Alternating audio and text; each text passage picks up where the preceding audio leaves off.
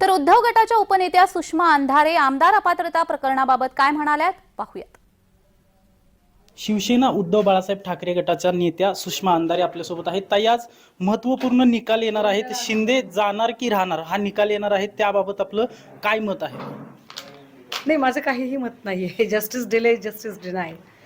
उशिरा न्याय देणे हा एका अर्थाने अन्याय असतो आणि श्री राहुल नार्वेकर हे महाशक्तीच्या कृपेने अध्यक्ष झालेले आहेत, त्यामुळे महाशक्तीशी असणारी ते मैत्री त्यांनी निभवायलाही माझी काही हरकत नाही।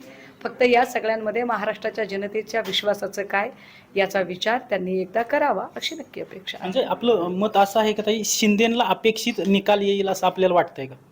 नाही, माझं असं मत आहे की सन्माननीय सर्वोच्च न्यायालयाने निर्देश दिल्यानंतर सुद्धा ज्या अर्थी 13 ते 14 महिने टोलवाटोलवी केली जाते, याचा अर्थ स्पष्ट आहे की आत्ता निकाल देऊन असं काय साधलं जाणार आहे।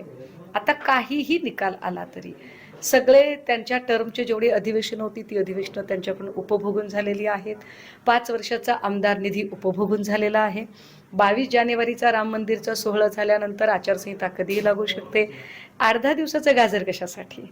त्यामुळे हे जे काही चाललेलं आहे त्यावर मी शून्य उत्सुकता, शून्य कुतूहल, शून्य एक्साइटमेंट, लेट अस सी की नार्वेकरांमध्ये किती त्यांचा इन्नर कॉन्शियस।